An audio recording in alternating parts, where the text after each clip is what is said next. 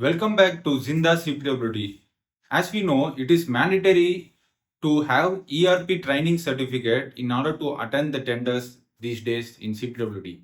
So many contractors are struggling to get that certificate, and still some contractors haven't received that. Even some contractors haven't got trained in ERP. Moreover, new contractors like Class 5 and Class 4 contractors who are enlisted in this financial year, they haven't attended any training sessions or they didn't have even a chance to get ERP certificate. So for those contractors, this is the right video for you.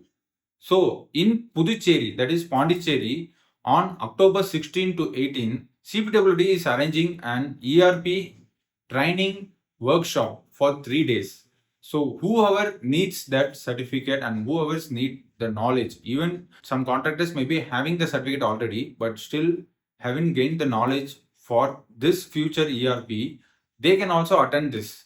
So they have released a circular regarding that, mentioning the dates and whatever topics they are going to cover in these 3 days. Even CPW officials can attend this ERP workshop through online, but a contractor must be physically present there in order to get the ERP training certificate. So those who are waiting, don't miss this chance. Thank you for watching and stay updated with Zindha CPWD.